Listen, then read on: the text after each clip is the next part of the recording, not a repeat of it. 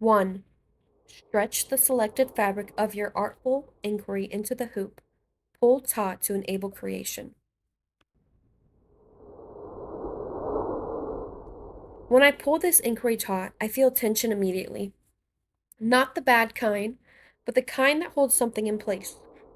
My research sits between structure and freedom, and stretching it makes that visible. If it's too loose, nothing happens. If it's too tight, it risks tearing.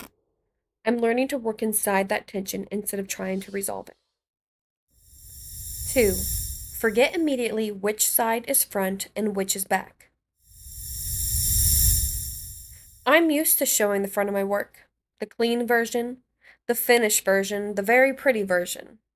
Forgetting which side is which feels uncomfortable, but also honest. The back is where the knots live, my mistakes, the parts I don't usually show as a teacher or a maker. This inquiry asked me to stay there instead of flipping it over too quickly.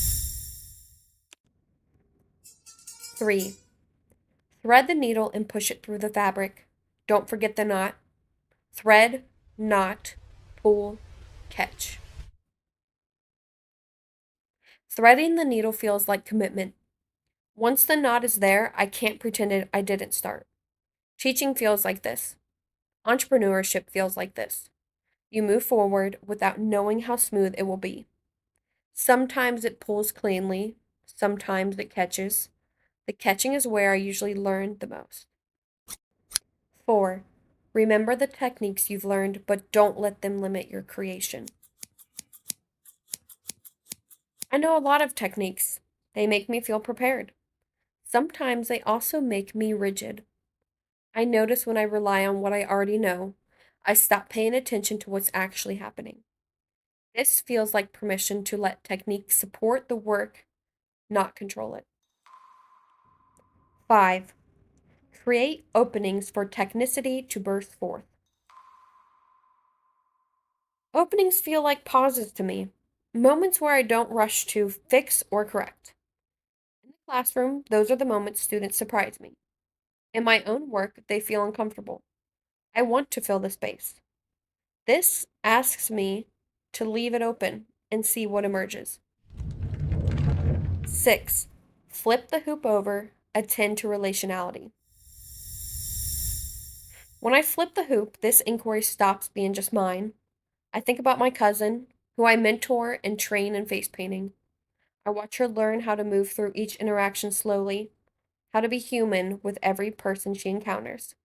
I try to help her unlearn the robotic tendencies the digital world has instilled in her, and instead see through the eyes of everyone she meets.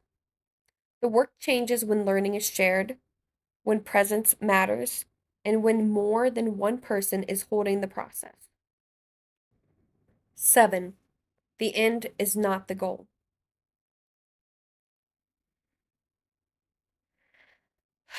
This is hard for me. I like finishing things, I like closure. But the moments that shape me most happen before anything is done, in the middle, in the in between. When I'm unsure, I think this is what I want students to experience too: permission to stay there and be comfortable. 8. Locate and value the enabling constraints. Time has always been my biggest struggle. I always want more of it, more time with each student, more time with friends and family, more time with the people I'm face painting, more time with just the simple everyday tasks. But time is limited, and that limitation forces intentionality. That's why the entrepreneurial mindset matters to me. It teaches how to make choices within constraints, how to take risks away, and how to stay human and present even when resources are finite. Because time is limited, the moments inside it have to matter. They have to.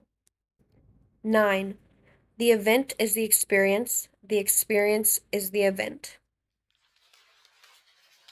I keep wanting to separate thinking from doing, but they're happening together. The thinking is in the movement, in the repetition, in the waiting. This is where learning actually lives for me. Not after, not before, but right here. 10. Continue. I don't want to finish this. I want to leave it open. The inquiry keeps moving even when I stop recording. Continuing feels more honest than concluding.